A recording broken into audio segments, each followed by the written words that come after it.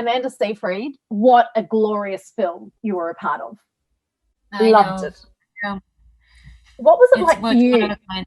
Yeah, like what was it like for you to be transported back to the golden age of Hollywood? Well, first of all, I feel like I was living my father's dream. It was a dream come true for me and for him because the golden age of Hollywood is where he, I think, wish he would have survived, got to experience. He's just a movie buff all around. I grew up watching black and white movies my whole childhood, and I never, it was kind of the dream I never thought I had to get to transport myself. It's a really good place to visit. Wouldn't want to live there, but um, glamour, the costumes, the makeup and the hair. It was a real treat.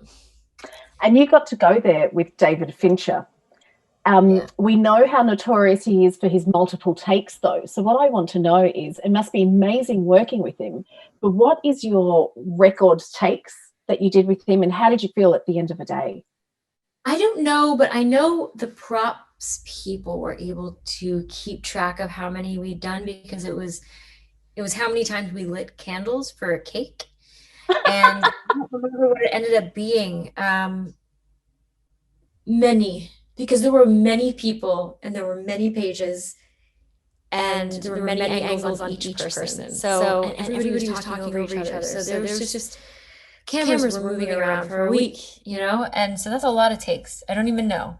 But I will say that I learned that having that time and that space to to find moments that you wouldn't otherwise find if you didn't have that kind of time is priceless. I mean, it really truly is transformative. It actually takes you from you go to a completely different place by the end. Yeah.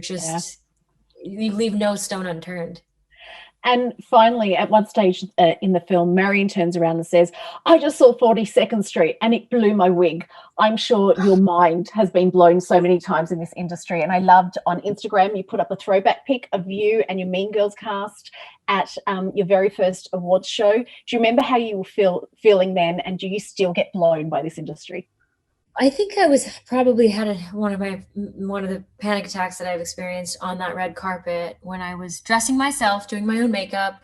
I didn't know any better when I was at the MTV Movie Awards. I think I'm always able to be surprised because my expectations are quite low. And that's not because it's to be self-deprecating. It's just that I don't want to be disappointed. So I've learned to not have high expectations. And I'm always surprised. I'm always shocked.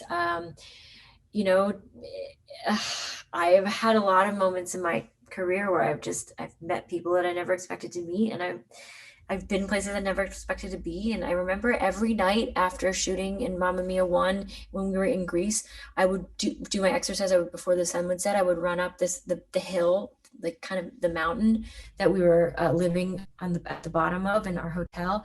And I would sit there at the top and look over the lagoon. Like it was, God, I can't even explain it to you. And I would sit there every night and just marvel at where I've come in my life and the fact that I was able to be there alone at the top of the mountain and meditate on like how lucky I was. So like I find moments like that all the time because I have to.